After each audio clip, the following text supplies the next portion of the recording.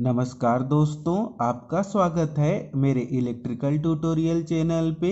आज हम लोग यहाँ पर इलेक्ट्रिकल नेटवर्क या इलेक्ट्रिक सर्किट के नेटवर्क टोपोलॉजी से एक नए टॉपिक को लिए हैं, जो कि है टाइसेट मैट्रिक्स और फंडामेंटल लूप मैट्रिक्स। और हम लोग इसको नेटवर्क टोपोलॉजी में किससे डिनोट करते हैं? मैट्रिक्स बी से।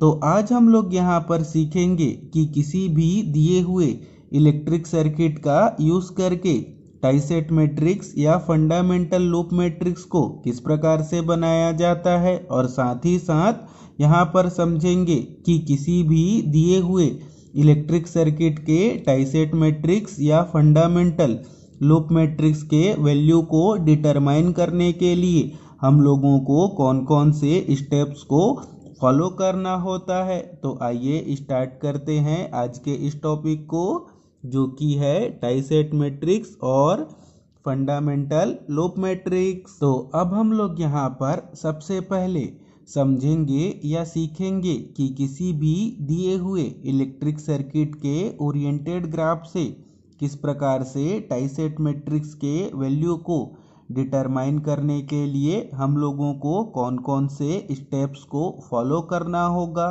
जो कि इस प्रकार से है। तो यहाँ पर हम लोग पहले स्टेप को देख पाएंगे, arbitrarily a tree is selected in the graph.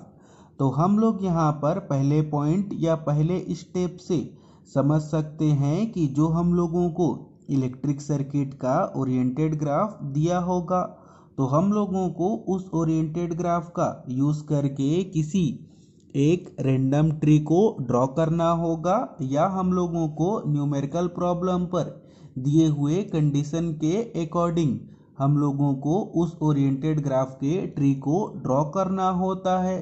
तो अगर आप लोग समझना चाहते हैं कि किसी भी दिए हुए इलेक्ट्रिक सर्किट के ओरिएंटेड ग्राफ को किस प्रकार से ड्रॉ किया जाता है, तो आप लोग मेरे प्लेलिस्ट पर जाएं, नेटवर्क टोपोलॉजी पे।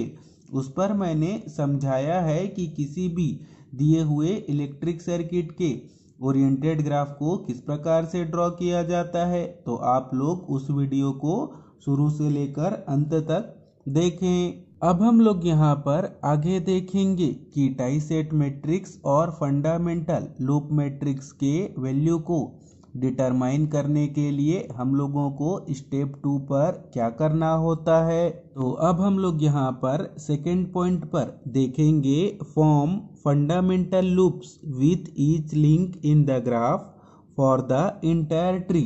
तो अब हम लोग यहाँ पर सेकेंड पॉइंट से समझ सकते हैं कि जो हम लोगों ने पहले पॉइंट के अकॉर्डिंग इलेक्ट्रिक सर्किट के ओरिएंटेड ग्राफ से ट्री को ड्रॉ किया है, उस ट्री पर हम लोगों को ट्विग और लिंक का पहचान करके पूरे ट्री के लिए जितने भी लिंक होंगे उतने हम लोगों को उस ट्री पर फंडामेंटल लूप को कंसीडर करना होगा, और हम लोगों को उस फंडामेंटल लूप पर एक करंट को भी एज्यूम करना होगा। अब हम लोग यहाँ पर आगे थर्ड स्टेप से समझेंगे कि जो हम लोगों ने फंडामेंटल लूप पर क्या किया है, करंट एज्यूम किया है, उसके डायरेक्शन को किस प्रकार से लेना होगा। तो अब हम लोग यहाँ पर आगे टाइसेट मैट्रिक्स के थर्ड स्टेप को देखेंगे, जो कि इस प्रकार से है, assume direction of loop currents oriented in the same direction as that of link. तो अब हम लोग इस थर्ड पॉइंट या थर्ड स्टेप से समझ सकते हैं कि जो हम लोगों ने स्टेप 2 के अकॉर्डिंग ट्री पर फंडामेंटल लूप बनाया है, और उस फंडामेंटल लूप पर जो हम लोगों ने करंट एज्यूम किया है उसके डायरेक्शन को हम लोगों को उस फंडामेंटल लूप के लिंक के अकॉर्डिंग लेना होगा। और यहाँ पर हम लोगों को ध्यान रखना होगा कि फंडामेंटल लूप बनाते समय हम लोगों को हर फंडामेंटल लूप पे एक ही लिंक को लेना चाहिए। अगर हम लोग यदि किसी एक फंडामेंटल लूप पर एक से अधिक लिंक को लेंगे तो करंट के डायरेक्शन को डिसाइड करने के लिए कंफ्यूजन होगा, जिस कारण से हम लोगों को हर एक फंडामेंटल लूप पर एक ही लिंक को कंसीडर करना होगा। तो अब हम लोग यहाँ पर आगे टाइसेट मैट्रिक्स या फंडामेंटल लूप मैट्रिक्स को डिटरमाइन करने के लिए स्टेप 4 को देखेंगे, जो कि इस प्रकार से है। Form fundamental tieset matrix. Point first, when the branch has the same direction as that of fundamental loop current, take 1.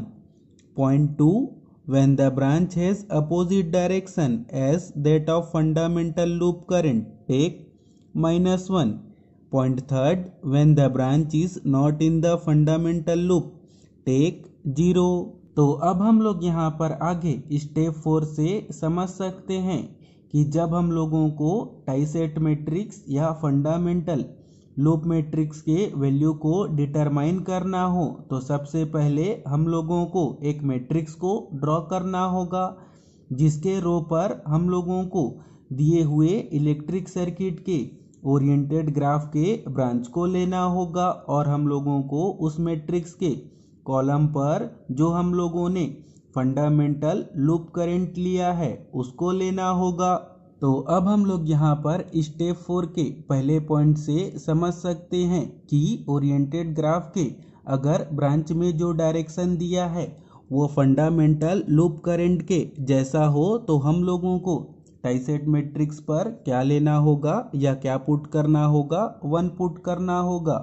और हम लोग स्टेप 4 के सेकेंड पॉइंट से समझ सकते हैं कि अगर हम लोगों को ओरिएंटेड ग्राफ के ब्रांच में जो डायरेक्शन दिया हो अगर वह फंडामेंटल लूप करंट के अपोजिट हो तो हम लोगों को टाइसेट मैट्रिक्स पर क्या पुट करना होगा, -1 पुट करना होगा। और हम लोग यहाँ पर आगे स्टेप 4 के थर्ड पॉइंट से समझ सकते हैं कि अगर कोई ओरिएंटेड ग्राफ का ब्रांच जो फंडामेंटल लूप करंट से अगर लिंक नहीं करता हो तो हम लोगों को टाइसेट मैट्रिक्स पर क्या पुट करना होगा, 0 पुट करना होगा।